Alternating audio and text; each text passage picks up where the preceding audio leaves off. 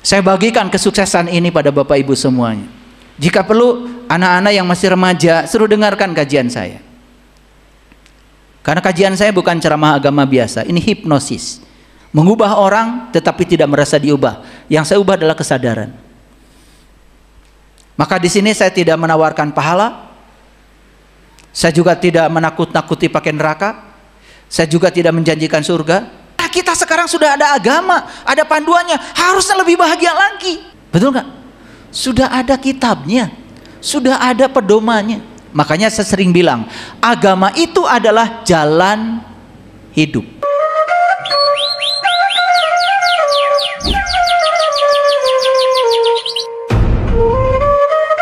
Kemanapun kamu malingkan wajah, tidak ada yang kamu saksikan kecuali wajah.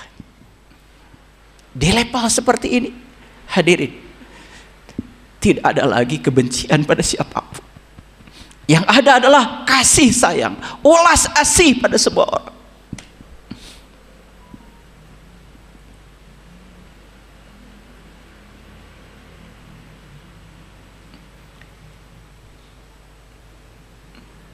Jadi doa itu adalah penyerahan diri.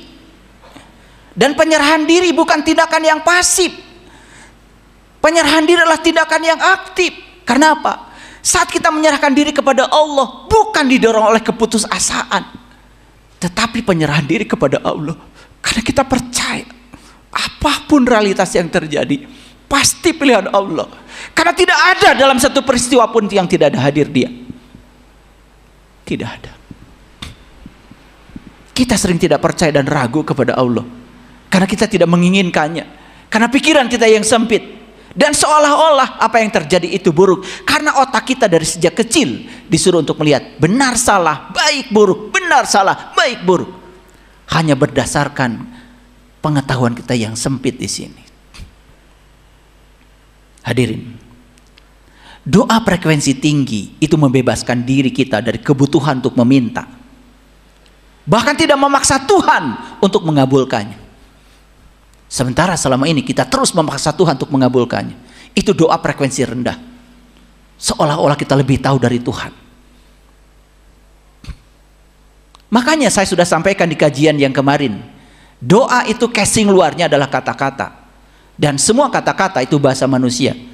Tetapi di dalamnya, konten yang di dalamnya, yang ada dibungkus dengan kata-kata, itu adalah getaran, itu adalah energi. Saya kemarin memberikan contoh, banyak orang yang ketika diajak, kamu datang ya ke pertemuan besok, insya Allah, bahkan insya Allah, religius. Tetapi getaran di dalamnya sudah ada keinginan untuk tidak datang, maka dia tidak akan pernah datang.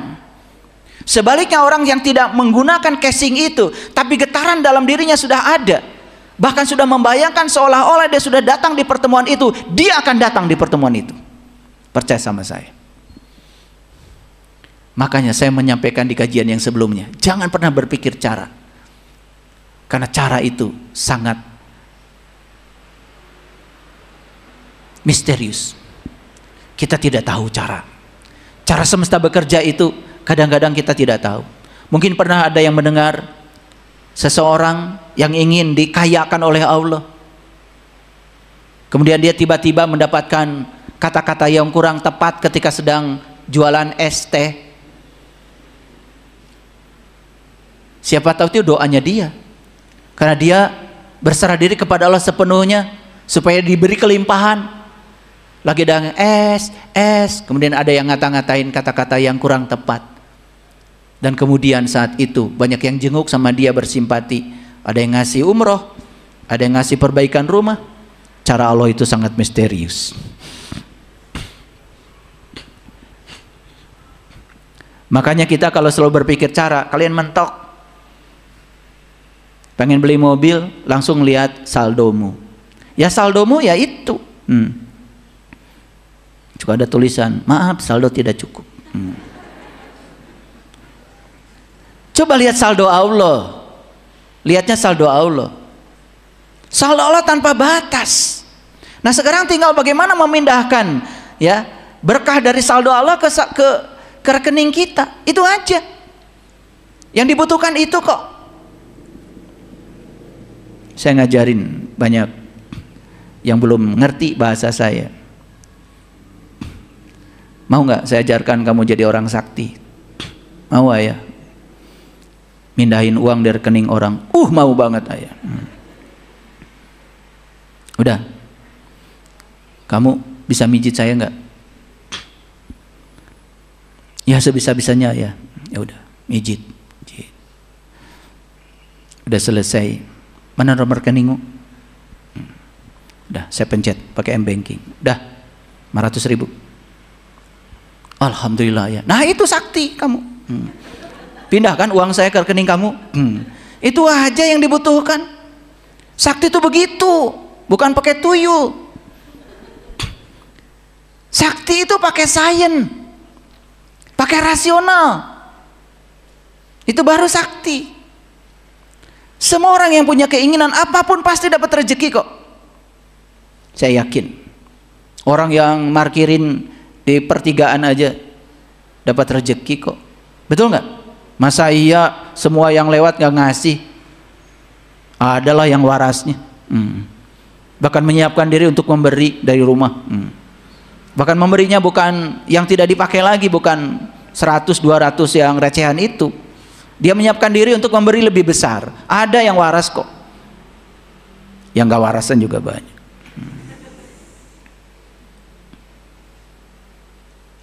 Hadirin, kalau kita mengacu pada Quran surat Al-Baqarah surat kedua ayat 269, ayat ini sering saya sampaikan. Sekarang saya bacakan ulang. A'udzubillahi minasyaitonirrajim. Bismillahirrahmanirrahim. Yu'til hikmata may yasha wa may yu'til hikmata faqad utiya khairan katsira wa may yazakkaru illa ulul albab. Allah menganugerahkan hikmah kepada siapa yang dikehendakinya, dan barang siapa yang dianugerahi hikmah, ia benar-benar telah dianugerahi karunia yang banyak, dan hanya ulul albab yang dapat mengambil hikmah. Oke, lihat saya semuanya. Kembali kepada yang kajian tadi. Masih ingat tadi pergeseran kesadaran? Apa tadi? Udah lupa lagi. Baru aja di sini. Apa? Ya, begitu ada peristiwa yang terjadi, apapun itu, tidak ada peristiwa yang berdiri sendiri. Semua itu adalah pesan semesta buat kita. Nah, kita bisa menangkap pesannya tuh dari peristiwa yang terjadi itu. Nah, ketika menangkap pesannya, maka pesan yang kita tangkap itu bahasa Qur'annya namanya hikmah. Begitu dapat hikmahnya, maka kita mengalami pencerahan baru. Lalu kita bergeser kesadarannya dari kesadaran lama ke kesadaran baru. Lumayan tuh pergeseran kesadaran. Yes? Oke. Tetapi Quran surat Al-Baqarah mensyaratkan, ternyata yang bisa mengambil hikmah dari setiap peristiwa itu hanya ulul albab. Udah ada jawaban sekarang? Pantas saya nggak bisa ngambil hikmah karena saya bukan. Nah itu aja. Gitu aja. Ngerti ya? Saya bikin bahasanya lebih sederhana. Oh pantas saya tidak bisa mengambil hikmah. Begitu banyak peristiwa pesannya nggak bisa nangkap karena saya bukan ulul albab. Itu aja. Kalau ulul albab kata Quran pasti bisa mengambil hikmah. Nah sekarang kita tanya Quran, Quran siapa ulul albab itu? Nah Quran ngasih jawaban. Ini jawabannya tidak di Quran surat Al-Baqarah, adanya di Quran surat Ali Imran ayat 191. Itulah pentingnya kita mengerti petanya Al-Quran.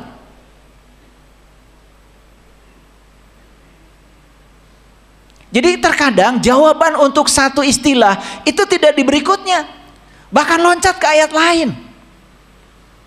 Nah kalau kita sudah bisa memahami petanya Al-Quran, mappingnya Al-Quran 30 juz, itu mau loncat kemana-mana gampang. Makanya ya ada tokoh besar dulu namanya Ali Audah. Beliau menciptakan satu kitab petunjuk memahami Al-Quran namanya Konkordansi Al-Quran. Pernah dengar gak? Konkordansi Al-Quran, pernah dengar gak? Belum pernah dengar? Pantes kalian nggak paham-paham Quran ya. Konkordansi Al-Quran itu isinya apa? Misalkan gini, ayat tentang yazkuru itu adanya di surat apa saja. Itu bayangkan dulu ahli audah itu mencari itu manual.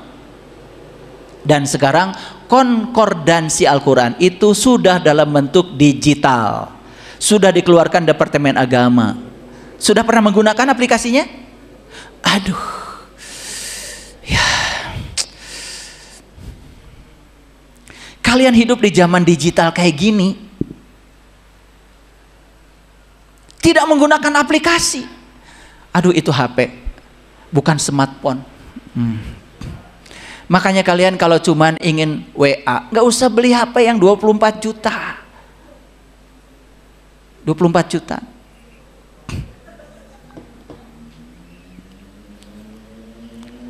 Ini smartphone. Dan membantu saya untuk banyak mengerjakan pekerjaan saya, terutama pekerjaan-pekerjaan digital. Konkordansi Al-Quran pun bisa diaplikasikan di sini, bisa diakses di sini. Saya ingin tahu yazkurunallah itu ada di ayat mana saja, itu gampang. Kalau pakai aplikasi, udahlah, saya teruskan dulu ke sini ya. Saya jadi kesel ya sama kalian. Bukan kesel sebenarnya, saya itu kasihan aja kalian itu punya HP. Ini HP saya ini hafiz Quran 30 juz. Nanti kalau syarat masuk surga itu hafiz Quran, HP saya duluan. Saya belakangan. Ikutin HP. Makanya ya, hafal itu hanya level keterampilan berpikir yang paling rendah. Saya bukan merendahkan orang yang hafiz Quran. Dari kecil juga saya dipaksa oleh orang tua saya harus menghafal Al-Quran. Khatam itu bukan hafal 30 juz. Khatam itu satu ayat aja, tapi membuat kamu dapat hidayah, tercerahkan hidupnya, berubah kesadarannya. Itu khatam. Baca ayat ini, coba sampai khatam. Siapa sesungguhnya ulul albab itu? Kata Quran, allazina yazkurunallaha qiyaman wa qu'udan wa ala junubihim. Nah, ini saya bacanya qiyaman. Harusnya kan qiyamau gitu. Karena ya itu ada kasroh 2 ketemu wow, itu idgham biguna. Bukan saya nggak ngerti, cuman kan dibacanya sepotong-sepotong nih ya. Allazina yazkurunallaha qiyaman wa qu'udan wa ala junubihim gitu. Tapi kalau saya baca allazina yazkurunallaha qiyaman wa qu'udan wa ala junubihim, boleh nggak? Boleh, kan saya bacanya sepotong-sepotong. Bukan saya nggak ngerti idgham biguna. Ya, walaupun pendeta tapi saya ngerti idgham biguna.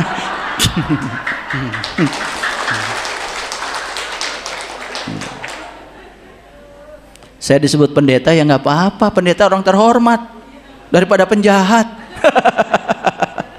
Makanya saya nggak marah disebut pendeta, nggak apa-apa, nggak apa-apa. Ya, mereka kan nggak kenal saya. Ya. Oke, lanjut dulu ya. Jadi ulul albab itu adalah orang yang mengingat Allah sambil berdiri, duduk, berbaring. Jadi dia ingat Allahnya udah gak ada putus-putusnya. Berdiri, duduk, dan berbaring ini bahasa simbolik. Artinya dia ingat Allahnya gak ada putusnya. Berarti ulul albab ini adalah orang yang sudah tahu dan kenal kepada Allah. Makanya orang yang sudah tahu dan kenal kepada Allah pasti akan bisa mengambil hikmah. Kenapa? Kemanapun dia memalingkan wajah, gak ada yang dia saksikan kecuali Allah. Dia sadar tidak ada satu peristiwa pun di semesta yang terjadi tanpa kehadirannya.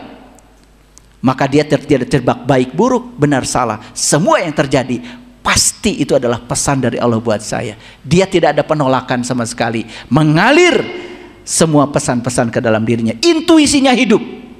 Nah, ketika intuisinya hidup, maka tubuh intuisinya hidup, tubuh energinya hidup, tubuh fisiknya jadi sehat. Kira-kira Bapak Ibu termasuk ulul albab? Sudah bisa ingat Allah, berdiri, duduk, berbaring? Sudah bisa? Ya belum bisa, kenal juga belum. Karena kita masih di jalan lama, belum memasuki jalan baru. Makanya saya katakan, keberanian untuk melepaskan jalan lama. Ini judulnya. Kalau tidak punya keberanian, gak bisa. Oke. Nah, menurut David Hawkins, tingkat kesadaran itu menentukan perspektif seseorang. Dan tingkat kesadaran dapat mengarahkan atau mendikte cara seseorang bereaksi terhadap sesuatu sesuai dengan pengalaman hidupnya. Lihat saya semuanya. Tingkat kesadaran seseorang akan mendikte cara dia bereaksi terhadap peristiwa. Ada nggak orang yang setiap peristiwa apapun reaksinya selalu negatif? Ada? Ada apa banyak? Siapa diantaranya? Nah, itu tergantung tingkat kesadarannya.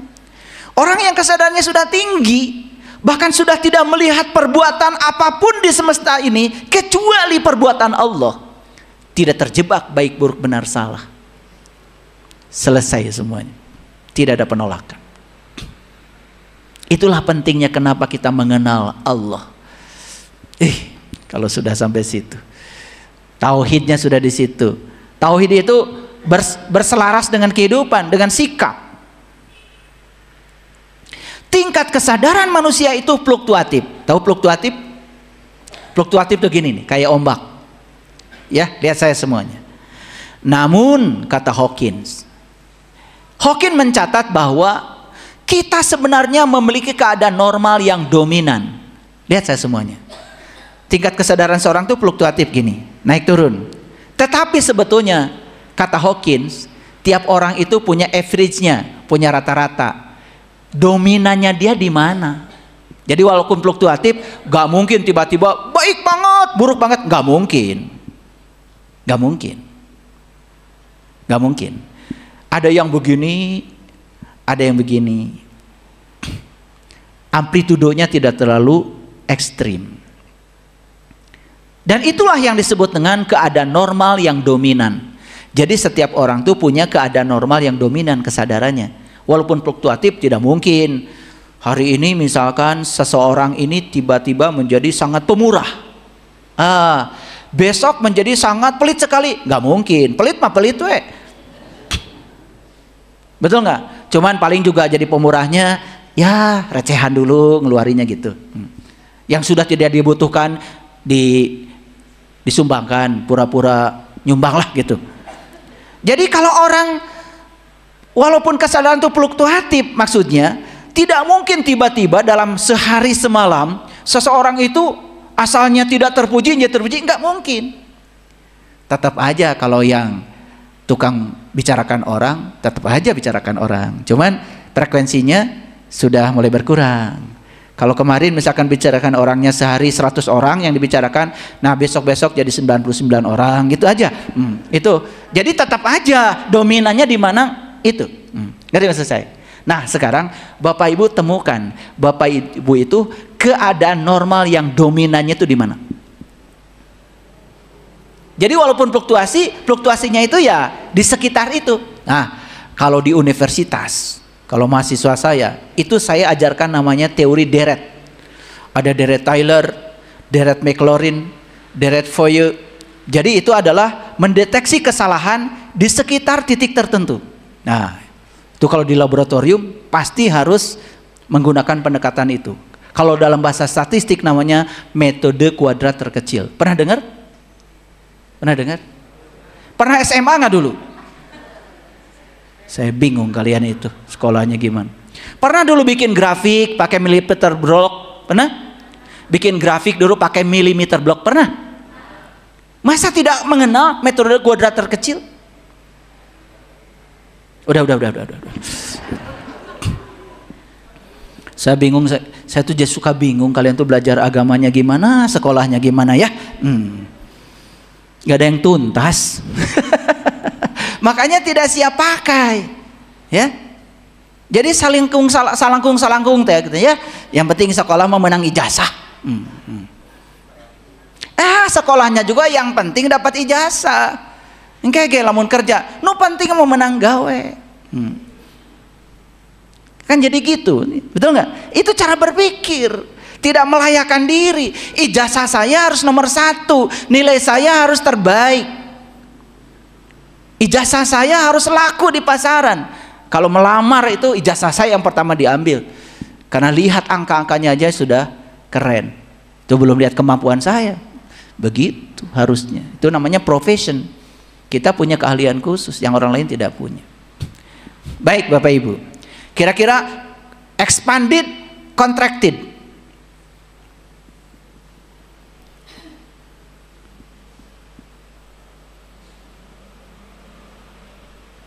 Oke. Untuk tahu apakah saya expanded atau contracted, kita harus menggunakan pedomannya. Perhatikan. Courage itu berani, nilainya 200. Skala 200 ini adalah titik balik perubahan. Jadi kalau orang ingin berubah ke expanded, harus mencapai skala 200 dulu. Oke. Dalam tingkatan ini masih ada rasa marah, merasa tidak ada harapan, kadang-kadang sedikit arogan. Akan tetapi di titik ini ia memiliki cukup kekuatan untuk mengatasinya. Masuk gak Bapak Ibu? Udah masuk gak kira-kira? Ada rasa marah? Masih bisa mengatasinya? Nggak bisa. Parepos piring. Ada rasa marah, nggak apa-apa kata Hawkins. Tetapi kamu sudah bisa mengatasi rasa marah itu. Begitu mau marah, langsung duduk, tarik napas dalam-dalam, diberi jeda. Makanya ada teori namanya 4-8-4. Jadi tarik napasnya 4, tahan napasnya 4, buang napasnya 8 lebih lama lagi. Nah, setelah buang napas, tahan perut 4. Itu namanya 4-8-4. Jadi gini. Nah, hitung 1, 2, 3, 4. Tahan. 1, 2, 3, 4. Nah, ketika membuang napas lebih lama. Tahan, sedikit-sedikit buang napasnya. 1, 2, 3 sampai 8. Nah, ketika buang napasnya sudah lebih lambat dari tariknya, sudah ada batit, sudah ada jeda. Kita emosinya sudah mulai turun. Reaksi terhadap situasi sudah mulai berkurang. Baru setelah itu dalam keadaan kosong, hitung lagi. 1, 2, 3, 4. Tarik lagi. 4, 4, 8, 4. Silakan dipraktekkan. Khusus untuk yang suka marah. Ya, baik-baik. Nanti mungkin ada sesi khusus ya, harus ada sesi khusus meditasi gitu ya. Biar calalager ya kalian itu. Cinga tuh tong gede amak ya. Geus karolot gede amak. Duh. Bahasa Inggrisnya itu tuh nurus tunjung.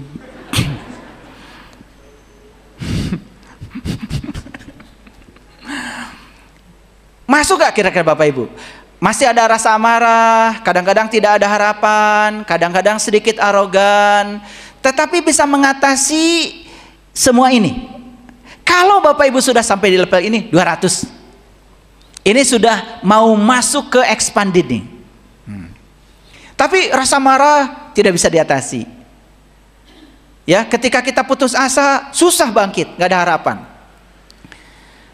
Kadang-kadang arogannya luar biasa. Sombongnya auzubillah. Ya. Makanya kalau ada orang sombong, auzubillah. Apa artinya auzubillah? Aku berlindung kepada Allah. Dari apa biasanya? Dari godaan setan yang terkutuk. Ya, karena orang sombong itu siapa? Itu kan kalian tahu, ya. Akan tetapi di titik ini ia memiliki cukup kekuatan untuk mengatasinya. Nah, sebagai perbandingan skala di bawah 200 masih melihat diri sebagai korban. Lihat saya semuanya. Kalau di bawah skala 200, semua orang merasa kalau ada peristiwa itu dia merasa korban. Makanya dia tidak pernah menyadari dirinya, seolah-olah semua peristiwa itu terjadi karena orang lain melakukan itu untuk saya gitu. Merasa terzolimi. Nah, siapapun yang dalam hidup masih merasa terzolimi, merasa diri sebagai korban, itu peringatan bahwa Anda skala kesadarannya masih di bawah 200. Nah, ciri-cirinya apa? Orang yang sering merasa korban sering menyerang orang lain, seolah-olah yang dilakukan oleh orang lain itu adalah kejahatan. Maka dia selalu depend, gitu. Cirinya begitu. Coba gampang ya, begitu orang lain marah dia langsung marah. Nah, itu ciri di bawah 200. Kira-kira Bapak Ibu masuk 200 atau di atas 200? Di atas? Wih, luar biasa. Tepuk tangan deh, tepuk tangan. Sekarang imajinasikan saya skala kesadarannya sudah di atas 200. Cing era atuh tong amek-amekan wae atas 200 di atas 200 ya gitu. Nggak apa-apa ya. Tapi jangan overconfidence. Nah, sebagai perbandingan skala ya, di bawah 200 masih melihat diri sebagai korban. Sedangkan di tingkat ini, itu adalah titik pertama pemberdayaan. Jadi ketika seseorang sudah mencapai skala 200, tidak merasa sebagai korban lagi.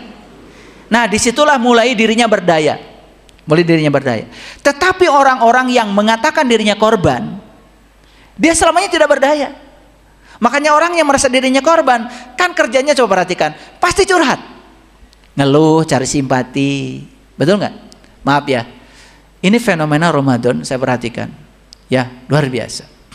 Banyak sekali orang bawa karung, ya, kemudian duduk di trotoar, bawa anak kecil. Dan itu 10 meter ada lagi, 10 meter ada lagi. Itu berbahaya itu. Kalau beliau sendiri ya ibunya nggak apa-apa, tapi itu kan bawa anak. Dan anak sudah diajarkan untuk bermental seperti itu. Ya memang itu perlu ditolong. Tetapi itu fenomena di mana dia merasa sebagai korban. Jadi kan padahal dia tuh berdaya sebetulnya. Saya lihat dari usianya, sebetulnya kalau datang ke rumah aja ikut bantu cuci piring ya pasti dapat gaji saya yakin gitu. Tapi kan ingin dengan situasi yang semacam itu. Makanya meminta-minta itu gak apa-apa dalam kurun waktu yang pendek, tapi jangan kelamaan, karena itu mental miskin. Kemiskinan berasal dari perasaan miskin. Nah, itu contracted namanya.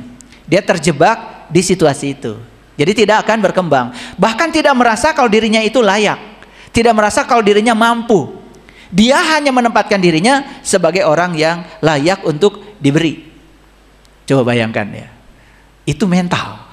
Ini yang mengerikan bahwa anak kecil. Memang itu perlu ditolong. Itu gejala sosial yang perlu ditolong. Makanya ya saya kalau di komunitas saya kita punya namanya BSI Peduli. Bumi Spiritual Indonesia Peduli. Jadi kita ini mengumpulkan uang sahabat-sahabat yang berkesadaran untuk membantu yang seperti itu. Ya, menjelang Idul Fitri pun insya Allah kita akan berbagi paket sembako. Insya Allah. Ya, insya Allah saya itu dari getaran ya. Dari getaran ya, bukan dari religius ya. Nah, mulai mengambil tanggung jawab pribadi dan memiliki minat dalam pengembangan diri. Bapak Ibu perhatikan saya.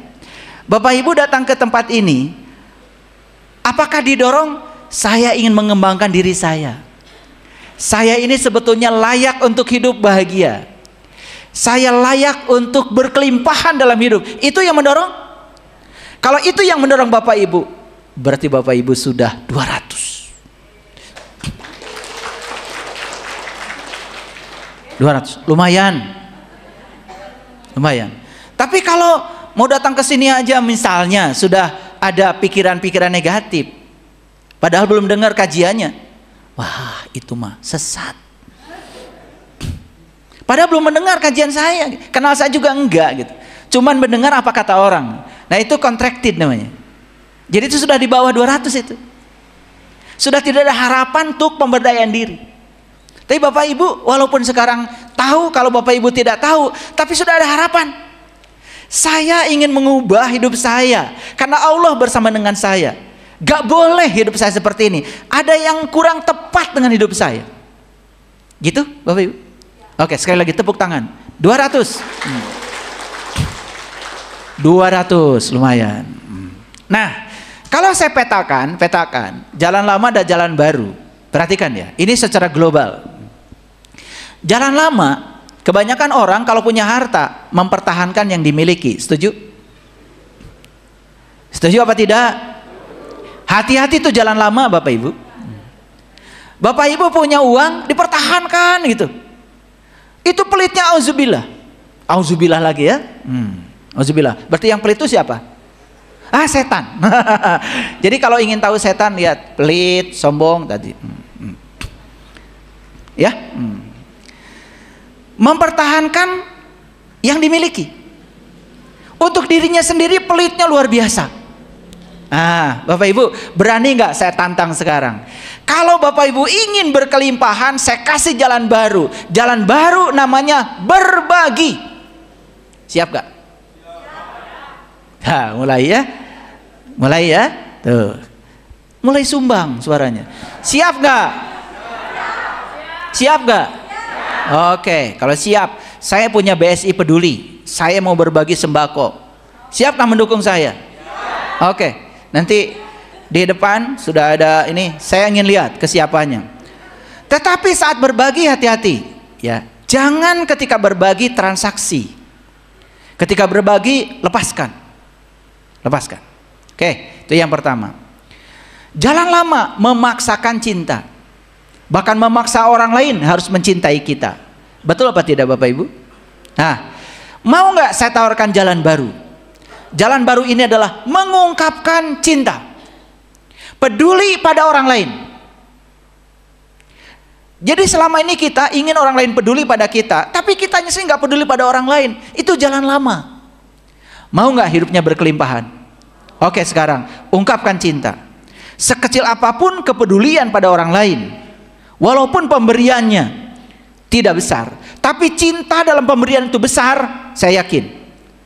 Catat, yakin ya. Bukan semoga, bukan mudah-mudahan, yakin, saya yakin. Datang kelimpahan.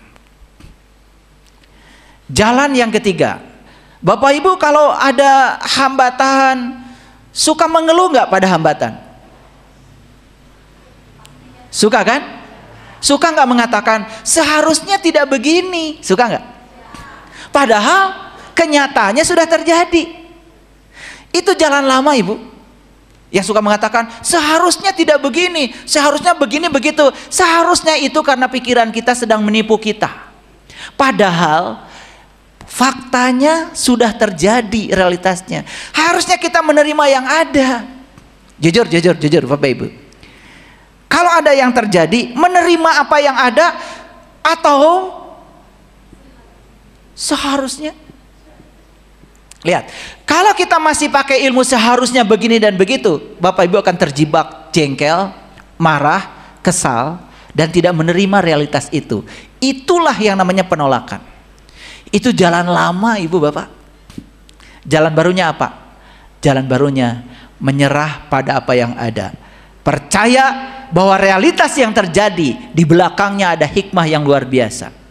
Dan Allah sedang memberikan kebutuhan kita. Siap nggak di jalan itu? Siap di jalan itu? Oke. Satu, jalan barunya apa tadi? Berbagi. Dua, jalan barunya apa? Oke. Kalau pasangan kurang perhatian sama kita, gak usah ditegur. Kamu kenapa sih kurang perhatian sama saya? Itu memaksakan cinta. Jalan lama. Sekarang ungkapkan saja cinta. Ya, ungkapkan cinta. Ya. Biasanya di kamar nggak ada bunga, nggak apa-apa. Saat ini ada bunga, nggak apa-apa. Ya, biasanya suami masuk kamar belum dandan, sekarang dandan. Tong make baju etawa. Keur bararaut. Biasanya tara sengit tuh ayeuna masa kali-kali. Beli ya minyak duyung sekali-kali.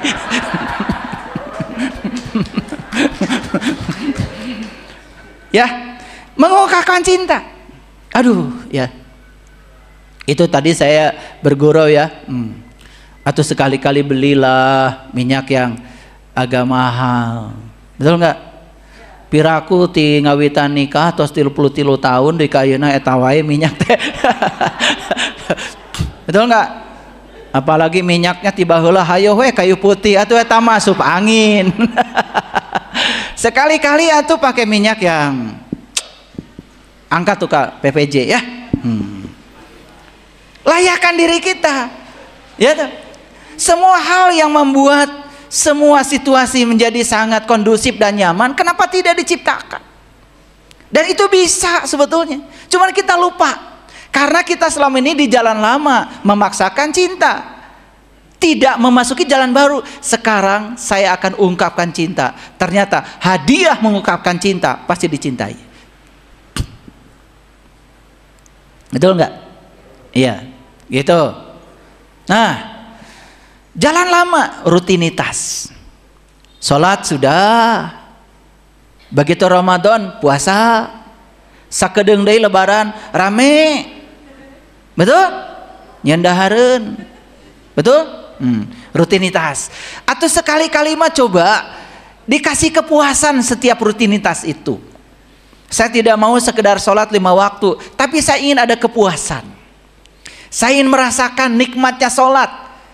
Masa tidak pengen gitu ada kepuasan sedikit saja? Saya tidak mau menyebut-nyebut nama Tuhan terus, tapi saya ingin tahu yang disebut, biar ada kepuasan batin saya. Ada nggak itu Bapak Ibu? Ini jalan baru. Saya tawarkan. Mau nggak memasuki dimensi baru itu? Yes, perlu keberanian. Sekarang saya akan stop semua rutinitas saya yang tidak memuaskan saya. Saya akan angkat semua rutinitas saya dengan rutinitas yang bermutu. Saya cari ilmunya. Saya akan ikut pemberdayaan diri. Saya akan ikut pelatihan-pelatihan yang membuat saya mengalami kepuasan. Coba. Selama ini kita mengalami kelalaian pasif. Sudah lalai pasif lagi. Mager. Olahraga nggak mau, tapi ingin hidup sehat. Makan teratur nggak mau, tapi ingin hidup sehat. Giliran sakit mengeluh. Sekarang memasuki kesehatan aktif. Karena kalau aktif itu pasti sehat Bapak Ibu. Sehat. Aktif atuh cicing wae. Abdi mah kumaha Allah we. Cek Allah teh. Aku tergantung kamu. Kan Allah bilang aku tidak akan mengubah nasib kamu kalau kamu tidak mengubahnya. Kalau kita pasif terus, itu jalan lama. Masuk ke jalan baru. Dulu jalan lama, ekspektasi kita terbatas. Karena kita nggak tahu potensi yang tanpa batas pada diri kita. Coba Bapak Ibu, belajar meniti ke dalam diri, nanti akan kaget. Ternyata potensi saya tanpa batas. Selama ini ternyata saya salah. Yang membuat semua rezeki saya, kehidupan saya terbatas. Ternyata ekspektasi saya yang terbatas. Karena saya sering mengatakan, itu tidak mungkin bagi saya. Coba jawaban kita selama ini apa? Saya tidak bisa. Itu tidak mungkin. Betul nggak? Selalu itu jawaban yang keluar. Tidak mengatakan saya pasti bisa, itu mungkin. Ada orang yang ngajak jalan-jalan sama kita, Bu, jalan-jalan mana? Eropa. Bulan apa? Ini Maret ya. November. Yes. Masih ada waktu, saya pasti ada uangnya. Itu karena dia melihat potensi yang tanpa batas. Dia sadar bahwa pikiran, perasaan dia punya kekuatan. Kalau dia memberikan cinta pada pikiran dan perasaannya, semesta akan merencanakan. Begitu pikiran dan perasaannya merencanakan, semesta langsung bekerja, menghadirkan tangan-tangannya untuk mewujudkan yang kita ingin. Jalan-jalan tuh ke Eropa bulan November. Coba orang-orang yang ekspektasinya terbatas, terus lihat saldo manehna. Nggak sepugu tuh nambah-nambah. Betul nggak? Jawabannya apa? Keluhan datangnya. Abdi mah kanggo tuang oge. Tuh. Betul nggak? Gitu. Semua menghadirkan keterbatasan diri yang dibatasi oleh pikiran kita, yang diinputkan oleh leluhur kita. Kita lupa bahwa semua keterbatasan diri itu adalah program buah huldi yang diinputkan oleh lingkungan kita. Mau terus menerus Bapak Ibu ada di situ? Sok atuh keluar. Belajar spiritual itu, harusnya kita berubah segalanya. Berubah. Kualitas hidup kita berubah, kesadaran kita berubah, kesehatan tubuh kita berubah.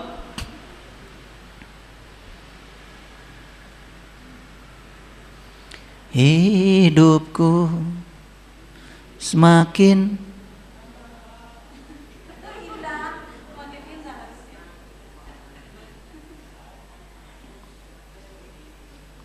hidupku semakin indah,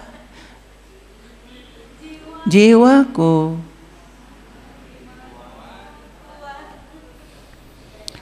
tubuhku semakin sehat, jiwaku semakin kuat. Harusnya gitu hidup.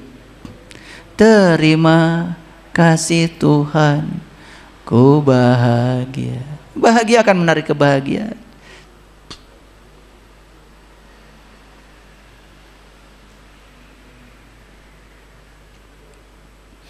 Hidupku semakin mudah, urusanku semakin indah. Harusnya gitu hidup. Ya. Nah, kalau tidak ada pergeseran kesadaran, tidak ada pergeseran, itu bahaya. Berarti kita belum bisa menjadi ulul albab. Bapak Ibu, pernah nggak dengar? Untuk mencapai sukses harus bekerja keras. Pernah dengar gitu? Itu jalan lama. Jalan lama sudah ditinggalkan sekarang oleh para neuroscience. Itu jalan baheula itu. Sekarang gunakan usaha sesedikit mungkin. Tapi hasilnya luar biasa. Bisa. Maaf. Teman-teman yang bekerja sebagai kuli bangunan, kerja keras enggak? Kerja keras. Hasilnya pas. Betul enggak? Iya. Mohon maaf. Teman-teman yang kerja jadi PNS, kerja cerdas enggak? Kerja cerdas. Hasilnya pas.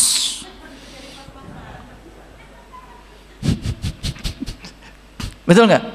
Nah, kita ingin hasilnya tanpa batas. Kerjanya cuma satu, kerja ikhlas. Nah, gimana kerja ikhlas? Temukan dari sejak kecil apa yang membuat saya senang. Kalian itu tidak suka kerja di pabrik itu karena tidak sesuai dengan minat dan bakatmu. Kemudian tetap kerja di situ, nggak akan berkembang. Ketika kita bekerja di tempat yang kita tidak suka, tidak akan berkembang. Dan di situ tidak ada ikhlas, nggak ada. Walaupun kalian bilang, pokoknya saya ikhlas. Ikhlas yang diucapkan itu nggak ikhlas.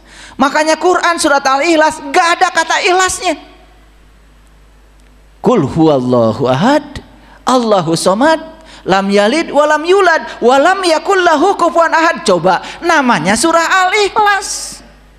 Kan gak ada ikhlasnya. Ikhlas itu tidak ada rasa, tidak ada kata-kata. Merasa ikhlas saja itu tidak ikhlas.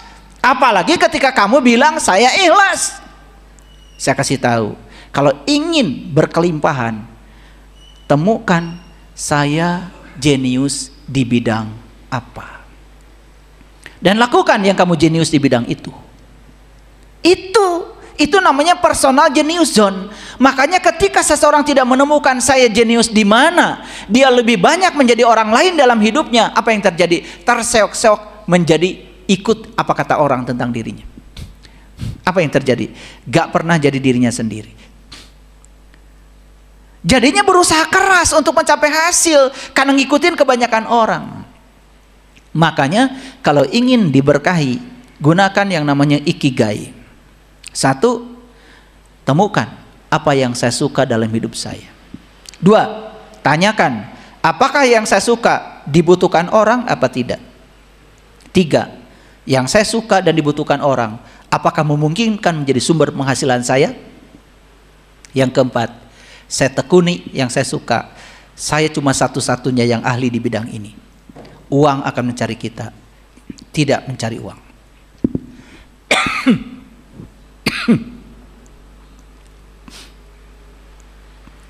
Mencari uang atau dicari uang? Jujur, kalian mencari uang atau dicari uang? Kalian gak punya. Yang disukai belum ketemu, tapi pengen uang. Jadi apa? Mencari uang. Hayo nuturkan duit. Init kan dia duitnya nges init. Betul nggak? Tuh. Jadi uang itu seperti bayangan. Nih, bayangan tuh gini. Kalau saya bergerak dengan kecepatan badan saya, kira-kira bayangan saya bergerak nggak? Bergerak. Saya bergerak cepat, bayangan saya bergerak cepat nggak? Bergerak cepat. Makanya uang itu bayangan. Kalau kita terus bergerak mengejar bayangan, tidak akan bisa ketangkap itu bayangan. Harusnya saya berbalik arah. Biarkan bayangan mengejar saya. Gimana caranya?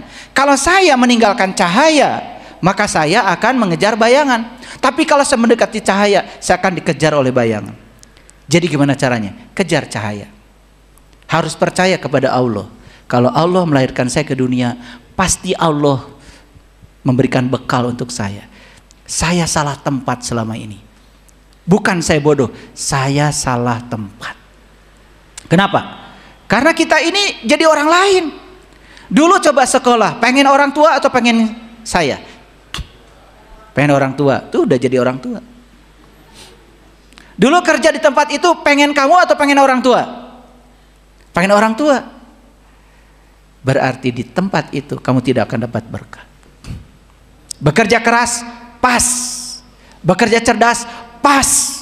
Banyak teman saya udah sekolah S3, udah profesor, pas juga. Nah, lebih dikit lah dari yang kerja keras. Tapi kalau yang sudah menemukan potensi dirinya, bahwa saya itu punya potensi yang tanpa batas, cuma selama ini ekspektasi saya yang terbatas. Percaya sama saya, kita memasuki jalan baru. Yuk sekarang kita rinci lagi. Mempertahankan yang dimiliki, jalan lama, buang. Mulai berbagi. Siap? Siap? Berbagi apa? Berbagi apa? Masa tidak bisa berbagi? Berbagi pengetahuan, masa tidak bisa? Berbagi pengalaman, masa tidak bisa? Berbagi itu dimensinya sangat luas, tidak selalu uang. Tergantung tipe otak kita. Makanya saya sampaikan di kesempatan yang lalu, ada tipe otaknya action, ada tipe otaknya logic, ada tipe otaknya master, ada tipe otaknya kreatif, ada tipe otaknya emosi. Itu pintu suksesnya lain-lain. Nah, sementara selama ini kita ngikutin yang orang tua mau. Bahkan orang tua tidak pernah tahu saya tipe otaknya apa dan saya harus diperlakukan apa, kerja saya yang paling cocok apa. Tidak pernah ada profiling. Akibatnya apa? Kita jadi salah tempat. Coba lihat, kalau ikan salah tempat, bukan di air tapi di darat, kelihatan nggak idiot ikan? Betul nggak? Gugurubugan tepugu. Gugurubugan tuh bahasa Garut ya. Bahasa Indonesianya apa? Coba gugurubugan.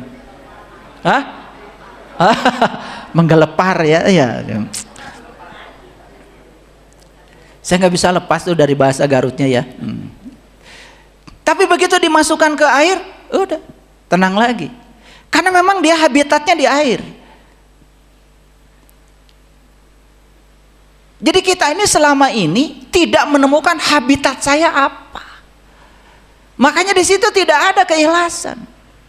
Sama seperti kita sholat, sepanjang kita belum merasakan nikmatnya sholat, kita juga tidak akan ikhlas. Pasti pengen cepet-cepet, betul nggak? Pasti kalau imam panjang-panjang, apalagi taraweh, betul nggak? Marah-marah kan? Kalian pulang ke rumah kan? Diomongin tadi imamnya. Wih, kalau imamnya semua kulhu dipuji, betul nggak? Iya. Kalau Al-Baqarah pasti besoknya nggak mau ke situ lagi. Betul nggak? Oke, lihat sekarang, lihat. Bapak Ibu, mari kita akui sekarang. Selama ini kita mempertahankan yang dimiliki? Yes. Selama ini kita memaksakan cinta? Yes. Selama ini kita bertahan pada hambatan dan sering mengatakan seharusnya tidak begitu? Yes. Selama ini melakukan apapun hanya terjebak rutinitas? Yes. Selama ini kita lalai, pasif? Yes. Selama ini pikiran kita selalu menghadirkan ekspektasi yang terbatas? Yes. Dan selama ini kita memiliki keyakinan seolah-olah untuk meraih hasil harus bekerja keras. Itu semua jalan lama. Sekarang saya tawarkan jalan baru. Mulai sekarang, saat ini juga, mencoba Bapak Ibu berbagi. Luar biasa. Daripada memaksakan cinta, sekarang mencoba mengungkapkan cinta. Apa artinya? Mulai peduli. Kepedulian kepada orang lain, sekecil apapun kepedulian itu akan menimbulkan satu kesan yang sangat dalam pada kita. Mulai sekarang, apapun yang dilakukan berorientasi pada kepuasan batin. Mulai sekarang aktif ya, biar sehat. Jangan malas. Apa yang bisa dilakukan saat ini, lakukan saja. Yang kelihatan oleh kita belum berarti saat ini, percaya suatu saat pasti berarti. Saya gemar menulis. Pokoknya apapun, kalau saya di kamar, duduk di kursi, di meja kerja saya nulis apapun. Saat itu saya tidak mengerti yang saya tulis akan berarti bagi orang banyak. Tetapi tulisan saya dikumpulkan aja, jadi buku. Makanya lahirlah karya-karya saya di depan itu. Ada buku 30 titian kesadaran. Itu bukan satu malam saya nulis. Dan saya juga tidak mengajar menulis. Pokoknya saya kalau ada waktu, ya saya nulis. Ketika intuisi saya jalan, saya tulis. Dan ternyata ada yang bersedia untuk menerbitkan bukunya.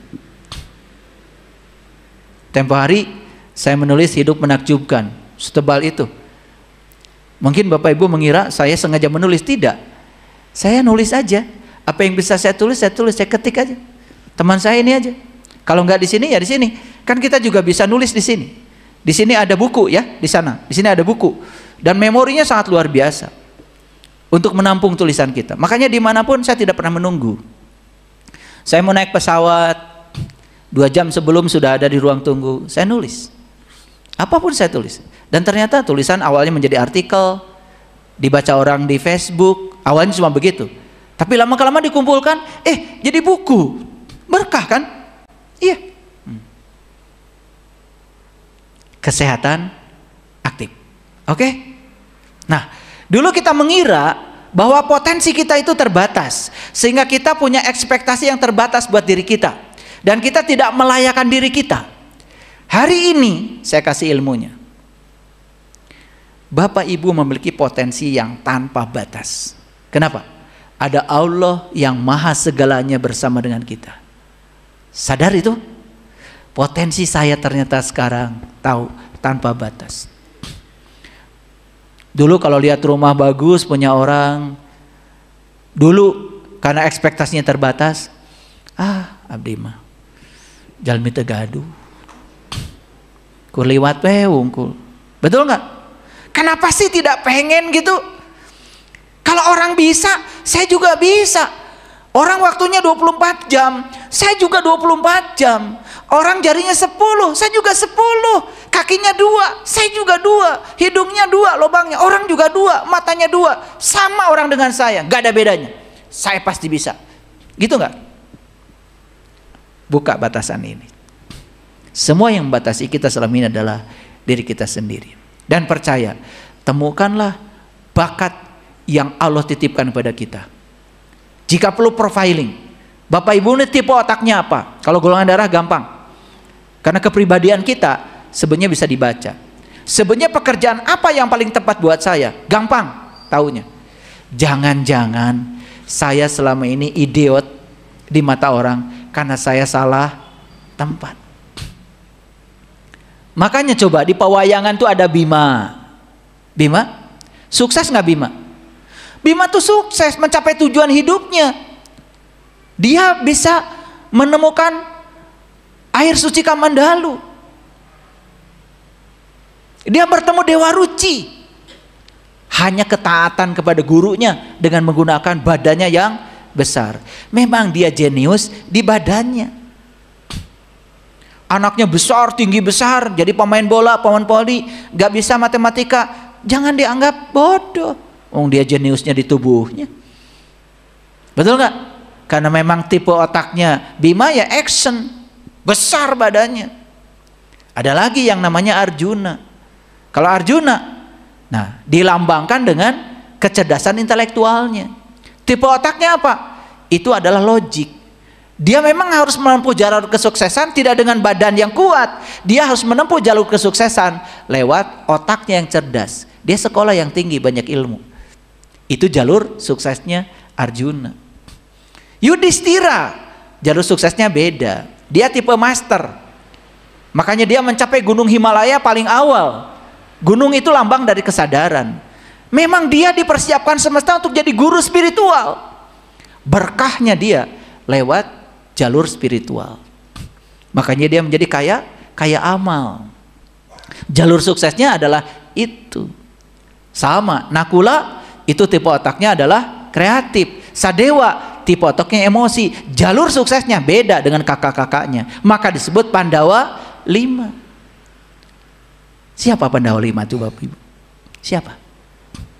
Kita.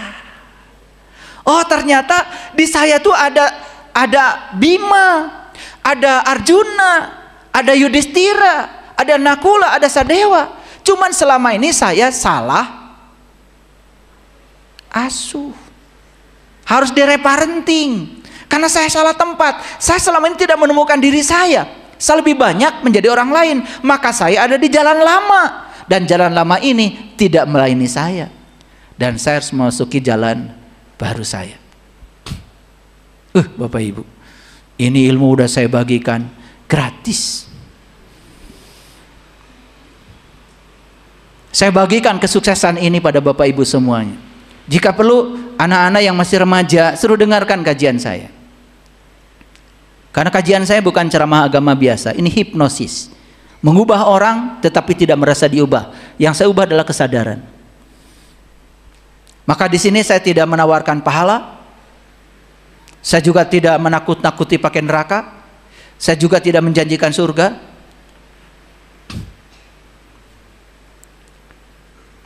Dulu orang tua kita, sebelum ada agama, ingat ya Bapak Ibu, sebelum ada agama, agama itu umurnya baru 3000 tahun paling lama. Islam agamanya baru 1446 tahun. Orang tua kita itu sudah hidup di bumi ini lebih dari miliaran tahun Bapak Ibu. Umur bumi kita ini sekarang 6 miliar tahun, matahari 12 miliar tahun. Berarti di bumi ini sudah ada kehidupan nggak dulu sebelum ada agama? Apakah leluhur-leluhur kita sebelum ada agama bahagia atau menderita Bapak Ibu? Mungkin saja bahagia. Betul nggak? Itu. Nah kita sekarang sudah ada agama, ada panduannya, harusnya lebih bahagia lagi. Betul nggak? Sudah ada kitabnya, sudah ada pedomannya. Makanya saya sering bilang, agama itu adalah jalan hidup. Al-Quran, Injil, Taurat, Jabur, dan semua kitab-kitab suci yang lain, itu adalah pedoman hidup. Nah supaya kita jalannya benar, pedomannya dibaca dengan benar, maka kita harus ketemu penuntun hidup. Siapa itu? Dulu para nabi, para rasul. Sekarang ada para pewarisnya yang mewarisi ilmunya para nabi, para rasul. Dan ilmu yang diwariskan para nabi, para rasul cuma 3. 1, ilmu tentang cara membuka diri supaya kita kenal jati diri. 2, ilmu tentang membebaskan kita dari semua penyakit kulit, penyakit luar. Ngerti sesuatu cuma kulitnya aja. 3, ilmu yang diajarkan para nabi dan para rasul adalah ilmu kesadaran, supaya kita bangkit dari kematian ketidaksadaran kita menuju kepada kesadaran baru. Hanya 3 yang diajarkan para nabi, para rasul. Itu diabadikan dalam Quran surat Al-Imran ayat 49. Silakan baca sendiri. Jadi kesimpulannya, Bapak Ibu, sudah bisa menangkap esensi dari kajian kita hari ini? Sudah? Oke, kalau sudah, mari kita kembali ke awal. Jadi judul kita apa? Keberanian melepaskan jalan lama yang tidak melayani. Berani? Berani. Ya. Tadi kalau saya tes, ini semua yang hadir di sini, ya, sudah mulai ingin mengembangkan diri. Sadar bahwa hidup di jalan lama tidak melayani, ingin memasuki jalan baru yang lebih berkualitas dan berkelimpahan. Setuju? Oke, modalnya cuma 1, keberanian. Nilai skala kesadarannya adalah 200. Mungkin kita hari ini masih marah, tapi bisa mengatasi. Mungkin hari ini kita masih arogan, tapi bisa mengatasi. Mungkin hari ini kita masih belum keluar dari segala penderitaan, tapi hari ini kita tidak menganggap diri kita sebagai korban. Karena apa? Semua adalah salah saya. Ini semua yang datang dalam kehidupan saya adalah undangan saya. Maka yang harus memperbaikinya bukan orang lain, tetapi saya. Saya sudah berikan 7 jalan barunya. Silakan boleh dipraktekkan. Insya Allah, kalau Bapak Ibu mempraktekkan ini dengan sungguh-sungguh, saya jamin kita akan mengalami pergeseran kesadaran. Terima kasih. Assalamualaikum warahmatullahi wabarakatuh.